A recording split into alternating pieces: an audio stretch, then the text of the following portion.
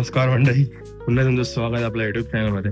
आणि आज मी चाललो आहे बेलापूरच्या किल्ल्यामध्ये. तर थंबनेल बघून तुम्हाला समजलं असेल. तर आता आपण पहिला बस बघूया आणि जाऊया CST ला.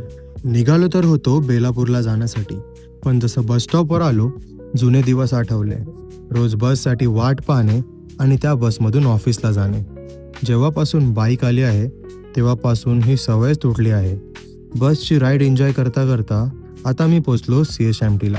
आता आपण बेलापूरचं तिकीट काढूया आणि डायरेक्ट भेटूया बेलापूर स्टेशनला. आणि या व्हिडिओ तुम्हाला सांगेल यामध्ये बेलापूर फोर्टला तुम्ही कसं जाऊ शकता बेलापूर स्टेशन पासून, आणि बेलापूर फोर्टची तुम्हाला पूर्णपणे माहिती सांगणार आहे. तर व्हिडिओला स्किप न करता पूर्णपणे बघा. CSMT पासून बेलापूरला तुम्ही बाय रोड किंवा ट्रेनने जाऊ शकता, आणि मी आज चाललेलो आहे ट्रेनने. ट्रेनचं तिकीट आहे फक्त 15 रुपये आणि रिटर्न तुम्हाला 30 रुपये.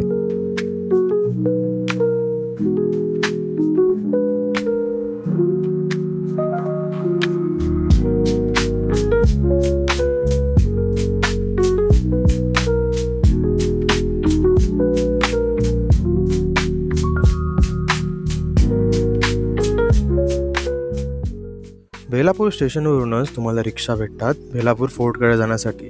मीटरनी गेल्यास तर 30 रुपयेपर्यंत तुमचा चार्ज होतो, आणि विदाऊट मीटर गेल्यास तर 40 ते 50 रुपये तुम्हाला चार्ज करतात. तर इथे तुम्ही समोर बघतायत ना, ती आहे नवी मुंबईची महानगरपालिका.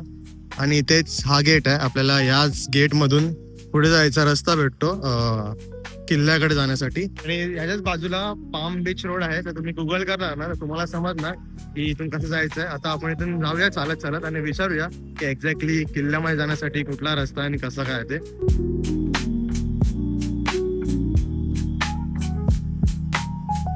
तर तुम्हाला इथे ही पोलीस स्टेशन दिसेल, आणि मग इथून बाजूच्या ब्रिज मधून हा मध्ये रस्ता जातो, तिथूनच आपल्याला चालत जायचंय.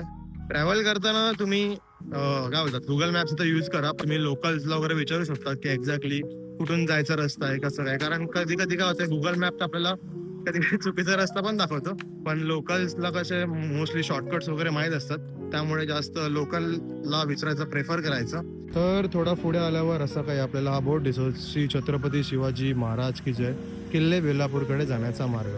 म्हणजे आपल्याला या रोडनी जायचं. इथे 2 रोड्स आहेत. तर इथे तुम्हाला हा जर बोर्ड दिसला तर आपल्याला जायचं या साईडून, म्हणजे राईट साईडून.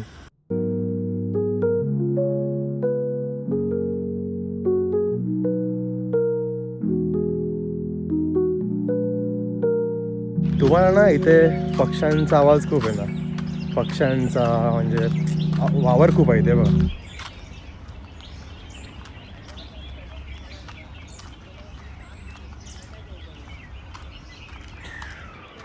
आला का आवाज?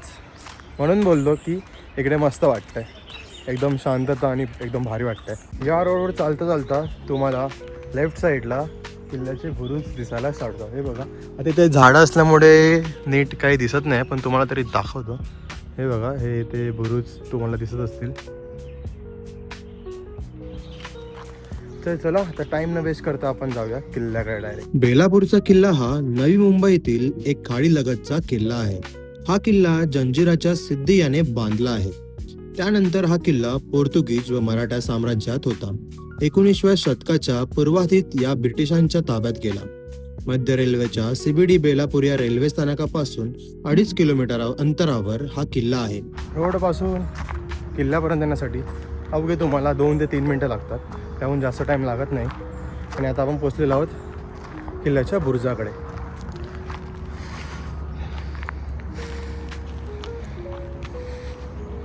इसवी सन 1560 ते 1570 मध्ये जेव्हा पोर्तुगीजांकडून हा प्रदेश ताब्यात घेतला, तेव्हा सिद्धींनी हा किल्ला पनवेल खाडीच्या तोंडाजवळ एका टेकडीच्या माथ्यावर बांधला. 1682 मध्ये हा किल्ला पोर्तुगीजांनी परत ताब्यात घेतला, आणि सिद्धींनी नियंत्रण केलेल्या बेलापूर जवळील प्रदेशांना त्या काळात शाहबाज म्हणून ओळखले जाणारे त्यांनी ताब्यात घेतले. 1733 मध्ये चिमाजी अप्पांच्या नेतृत्वाखाली मराठ्यांनी पोर्तुगीजांकडून किल्ल्यावरील ताबा मिळविला. पोर्तुगीजांकडून यशस्वीरित्या किल्ला पुन्हा ताब्यात घेण्यास आल्यास त्यांनी जवळच्या अमृतेश्वर मंदिरात बेलीच्या पानाचा हार घालेल असा प्रण केला, आणि विजय मिळाल्यावर त्यांनी किल्ल्याला बेलापूर किल्ला असे नामकरण केले. ब्रिटिश ईस्ट इंडिया कंपनीचा कॅप्टन चार्ल्स ग्रेन याने 23 जून 1817 रोजी ताब्यात घेईपर्यंत मराठ्यांनी या प्रदेशावर राज्य केले. ब्रिटिशांनी त्यांच्या परिसरातील कुठलाही मराठ्यांच्या वर्चस्वाखाली असलेला गड मोडून काढण्याचा धोरणाखाली हा किल्ला अर्धवट नष्ट केला. त्यांच्या सक्रिय दिवसांमध्ये किल्ल्यात 4 तुकड्या प्रत्येकी 180 माणसांच्या आणि 4 ते 12 पाऊंड म्हणजेच की 2 ते 5 किलो वजनाच्या 14 बंदुका ठेवल्या होत्या. या किल्ल्यामध्ये एक बोगदा देखील अस्तित्वात आहे असे मानले जाते, जो अनेक स्थानिकांच्या मते ते घारापुरी बेटाशी जोडले गेले आहे, जे एलिफंटा लेण्यात ठिकाण आहे.